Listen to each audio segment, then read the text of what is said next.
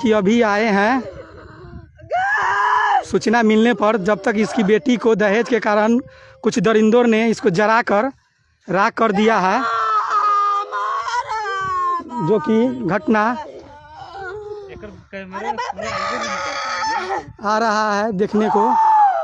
तो फेसबुक के माध्यम हमारे थाना प्रभारी जो जी सर्वेक्षण करने भी आ चुके हैं, देख रहे हैं वो भी अपने फ़ोटो कैमरा में शूट करते हुए। जहाँ पे जलाया गया है लड़की को वहाँ पे आ गए हैं। वहीं पे हमारे थाना अधीक्षक भी आए हुए हैं, जो कि आप देख रहे हैं, आए हुए हैं सर्वेक्षण करने। और इसको कड़ी से कड़ी सज़ा मिलना चाहिए। ये हम अब सभी फेसबुक यूजर से इसको शेयर कीजिए ताकि कोई भी बेटी दहेज के लिए नहीं मरे।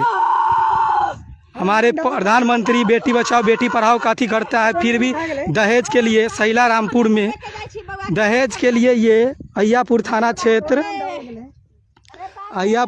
क्षेत्र के मझौलिया के वार्ड नंबर 28 में पिछले साल सरोज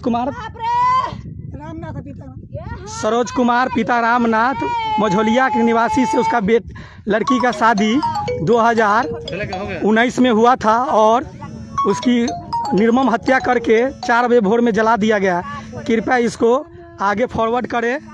ये वीडियो को बहुत ही